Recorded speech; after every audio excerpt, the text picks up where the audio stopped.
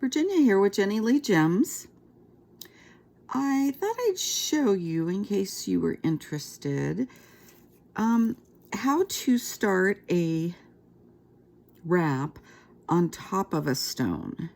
So you may want to cover up some of the resin on your stone, and the way you could do that, either you could add beads on top, or you could just start wrapping right over the top of the stone. Now, I wanted this really pretty light brown to go right, it's kind of a caramely brown, right up next to the stone. But I also wanted the stone color to show as well.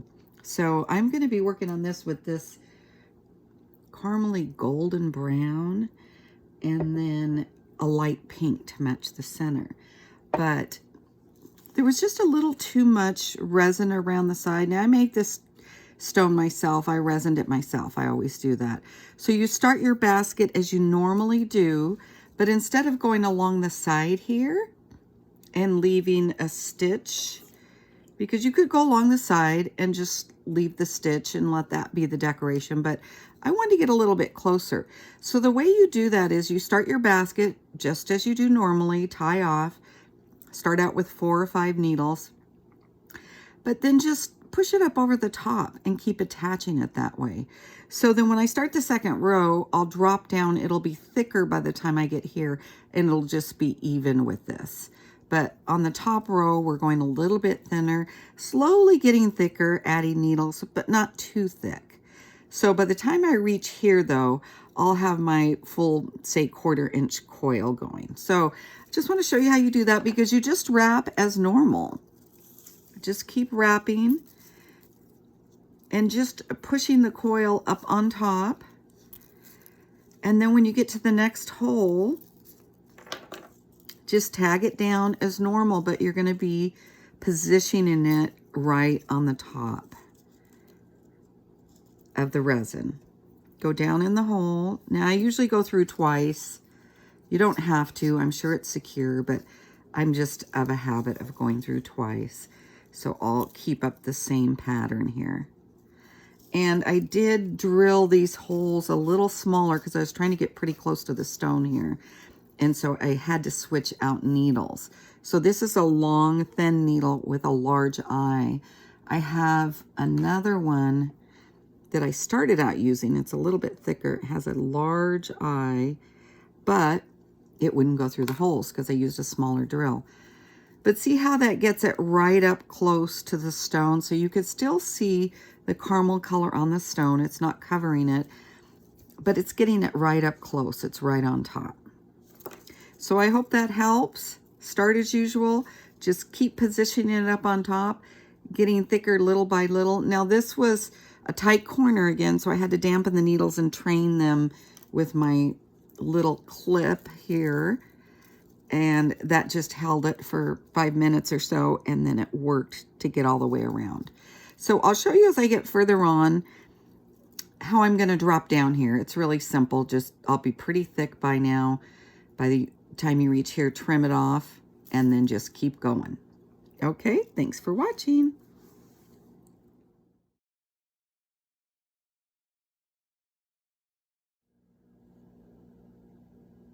So we've gone quite a bit further around, and I wanted to show you how to change threads and stuff. So I dampened these and pinned them down so that they would curve, that sharp curve, they'd make it around.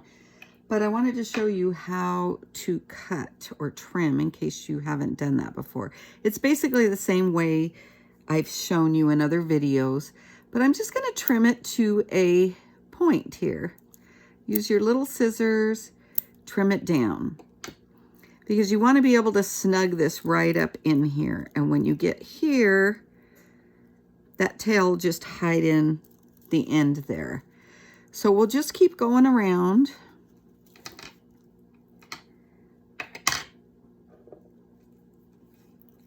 We'll keep wrapping. Just getting my, I just changed thread, so it's pretty long now. Snugging it up, going around, wrap, wrap, wrap.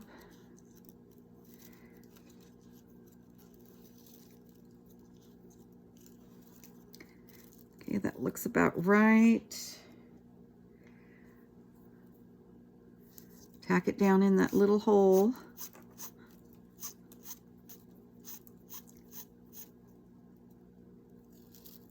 And then I'm gonna wrap, wrap, wrap. Actually, I'm gonna go in the hole twice to make sure it stays really good in there. And luckily I've got this thin needle with the big eye on it that I can go through twice. And that'll really hold it tight around that corner. Okay, so I'll keep working on it till I get right up to this point.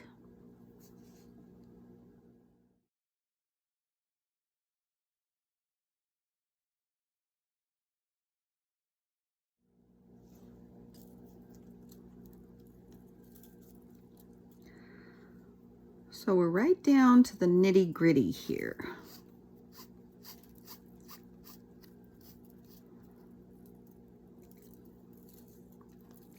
Going through twice. I'm really holding it tight because I want it to stay up on top of that stone. Because I'm trying to get it really close to the stone in the center. So, see how it's right up on top there? And our next row, we're going to snug right up there. So I've been adding just enough needles so that it started getting thicker, but not too thick. You don't want it to just totally overshadow the stone. So here we're right down to our last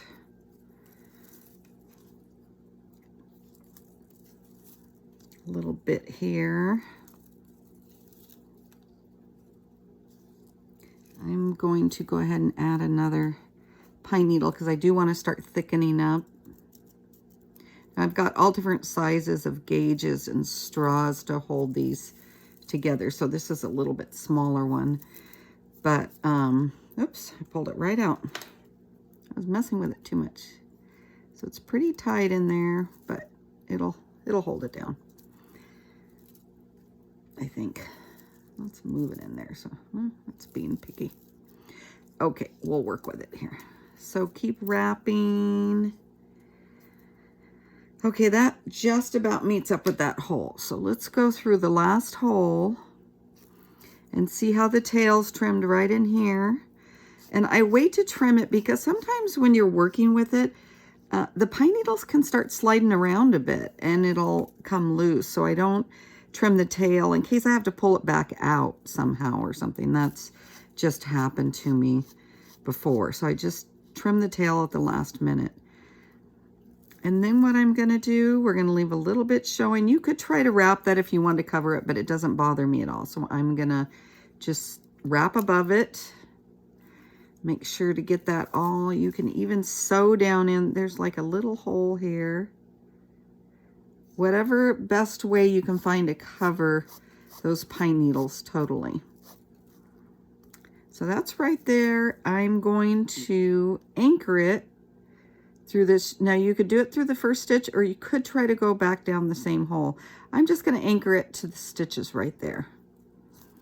Sometimes I go down through that very first hole that I started with, but I think this will work just fine.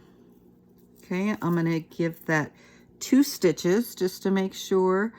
As you spend so many hours on these baskets, you know, 25 to 30 hours, maybe depending on what stitch you do and what size of a basket you make, you want to make sure it's not going to come apart. So see, there's the back. I've taped my tail there, and I don't cut that off for a while. I leave that taped there so I can tighten it up as we go along. We've completed our whole row on the top, so we're covering a bit of the resin here, and we've managed to get this up close so it's highlighting that outline of that stone. It's a beautiful caramel color. So now I will just decide what I'm going to do for the next stitch, probably a straight stitch or just, I don't know for sure what I'm going to do yet because I'm going to add some pink in here somewhere. So maybe I'll just do a straight stitch and then tie stitch. We'll see. Okay, but that's how you can anchor and do your wrapped row to the top of the resin as opposed to next to it. So then my next row is just going to go right alongside, and you see how it's gotten thicker. It'll just nestle right up against there and it'll look perfectly even. And we've covered up some of the resin. Thanks for watching.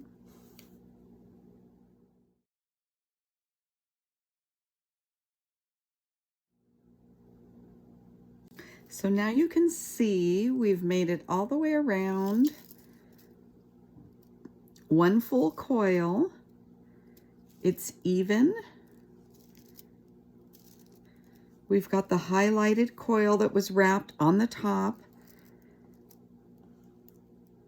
of the resin, and then we've got a full coil all the way around. So you see how it just nestles right up against each other, both rows, and it's even. It's totally flat. Everything works out. So that's a good way to highlight the center and cover up some of the resin if you have a large piece of resin. Or you can do beads in here if you want to do that. But I really like this color. It goes really good with that caramel edge of the stone. Okay, hope that helps. Thanks for watching.